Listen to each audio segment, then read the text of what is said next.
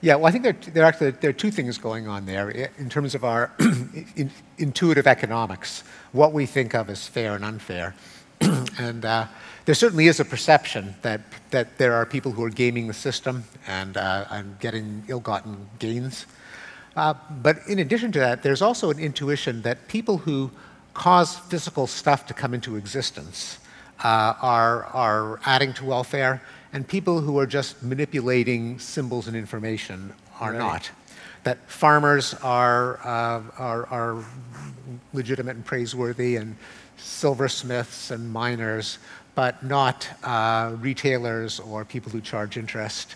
And Thomas Sowell has pointed out that that economically this is nonsense, that by making the flow of goods and services more efficient, one can add enormous value. And indeed, the path to wealth is not just working harder and growing more corn, but figuring out how to get it to people who want corn before it rots, and figuring out ideas that make more corn grow out of a given plot of land, and people who lend the farmer money to buy the seed corn that results in corn later. And that because probably he doesn't appeal to evolution, I would appeal to evolution, that because institutions of modern markets are so recent in human history, they aren't intuitive.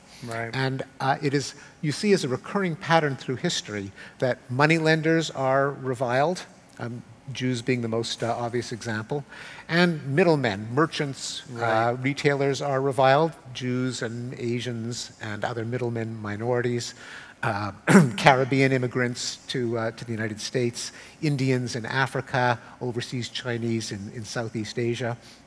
And what's something called he calls it the physical fallacy, the idea that wealth consists of stuff, has often been a trigger of accusations of cheating and greed and perfidy and dishonesty against middlemen.